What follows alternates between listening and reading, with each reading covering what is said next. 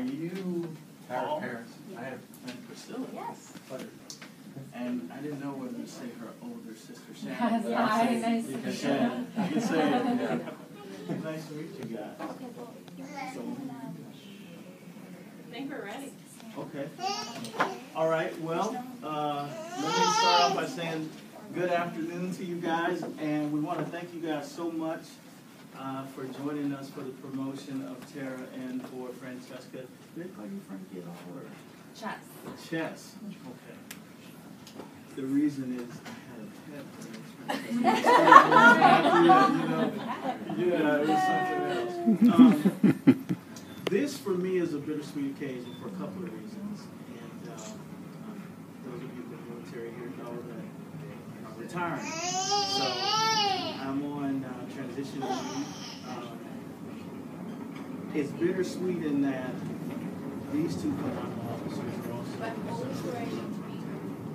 and we do our best to try to keep our talent in the military. Both of you can tell you that when they sent through their application to get approval to separate from the military, I wanted to meet with them. I meet with anyone who wants to leave the military because I want to understand what went behind the decision to separate. And for these two young officers, as Eliana will tell you, the decision was really based on family. Wanting to have more time to spend with family. Now, I've only been to Minnesota in the airport, so I don't know what the allure is, but apparently there's a lot going on in Minnesota, right? But they want to spend time with family, and you can understand that, they're young women, and they want to have some time to be with family because they miss family. Francesca's parents couldn't be with us here today, but they're here in spirit. Terry and Mike and her brother Peter, but she and Josh will be seeing with Aliana in a few weeks. That's something you have to respect. But what I wanted to do for you today was kind of tell you a little bit about them before we do their promotion. That's a new photo.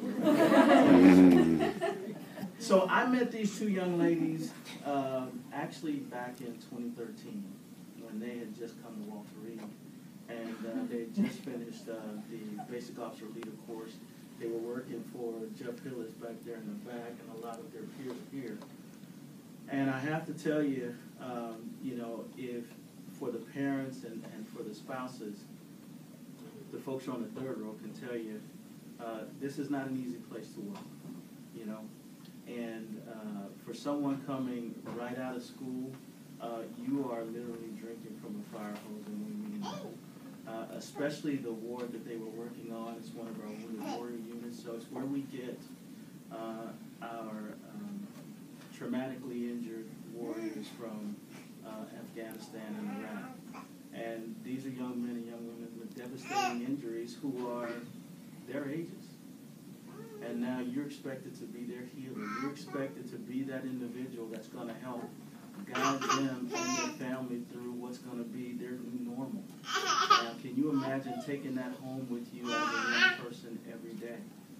And when you walk around our wards, what you will see, like on that back row, are young faces like these who are taking care of America's sons and daughters.